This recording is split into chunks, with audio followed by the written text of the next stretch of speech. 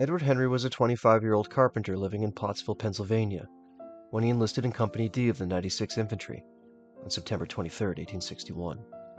The regiment left by rail for Washington on November 8th, and upon its arrival went into camp at Kendall Green, one of several wealthy estates located on the capital's northern boundary.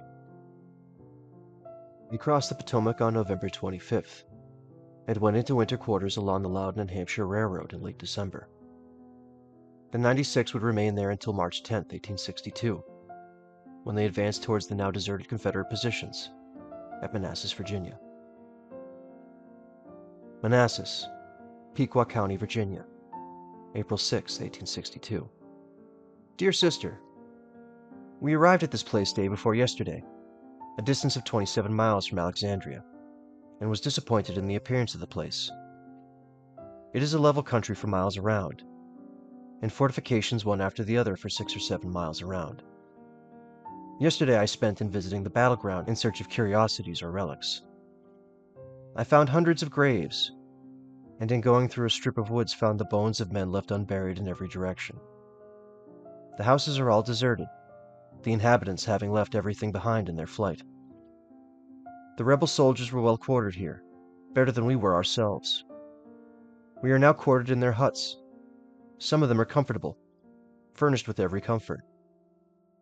Today I was in General Beauregard's headquarters at the Junction. It is filled with all kinds of rebel documents and clothing of every description.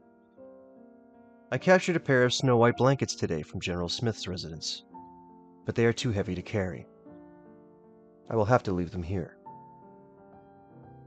I'd like to stop here and add that General Beauregard used Wilmer McLean's house at Appomattox Courthouse, Virginia, as his headquarters during the Battle of Bull Run, and it was also the spot where General Lee surrendered the Army of Northern Virginia on April 9, 1865. After the war, Mr. McLean was quoted as saying that the war began in my front yard and ended in my front parlor. The snow-white blankets Edward found belonged to General Edmund Kirby Smith, who commanded a Confederate brigade during the First Battle of Manassas. He was wounded in the neck and shoulder, but soon returned to duty. Tomorrow we start for Warrenton Station, 25 miles farther south, to guard a railroad. We will be stationed there until discharged, which will not be over 2 months at the farthest, and hereafter our traveling will all be by railroad. I go on guard soon, so I will make this short, and wishing this to find you all in good health as it leaves me at present. I will write again at the first opportunity, and as often as I can. I have got no answer to my last letter. We have had no mail for 3 days, but one is expected tonight. Answer as soon as you can. E. Henry. Edward went on to fight with the 96 at Gaines Mill, Antietam, Fredericksburg, Gettysburg, and Petersburg. He was discharged on October 21, 1864, and returned to Pottsville, where he and his wife Mary raised their 5 children.